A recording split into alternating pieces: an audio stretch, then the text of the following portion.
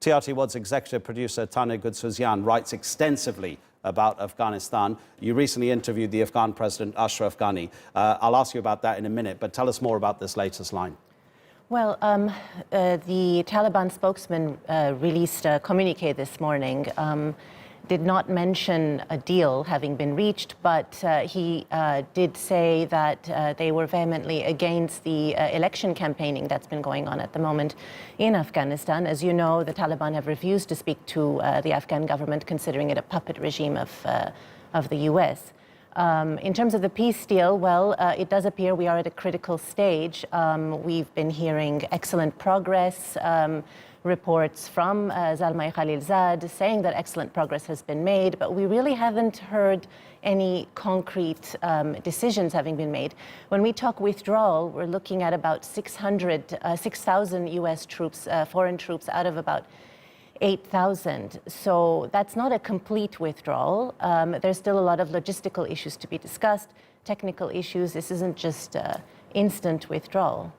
When you met Ashraf Ghani, because this line about the negotiations potentially between the Taliban and the Afghan government, they, as the Americans even say, they're the most important, because how can you have peace if the two opposing sides in the country itself don't agree? Did Ashraf Ghani give any inkling even that his government would like to sit and speak with the Taliban, and how they might persuade the Taliban, who have been the most reluctant, to come to that negotiating table? Well, President Ashraf Ghani and his government have made numerous overtures. In fact, just recently they announced a 15-member negotiating team. The Taliban has not really responded to that. The Afghan government is ready to negotiate, and they are saying, and President Ghani said, if you're talking prisoner release, it's the Afghan government you have to negotiate with. We're the ones who are holding the prisoners. So they're very much willing to talk, and but they have been excluded from the process. But what do they have to do to get the Taliban to come to talk to them?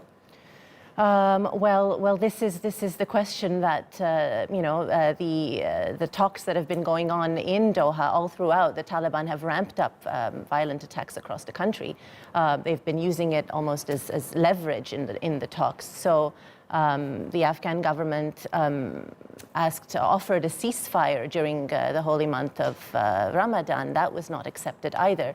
So that really is a good question. What more does the Afghan government have to do to bring the Taliban to the table? Tanya, thanks very much indeed. So let's hope that this meeting gets the result that it's designed to do. It's the 8th round of talks between those two sides in Doha. Thanks. Absolutely.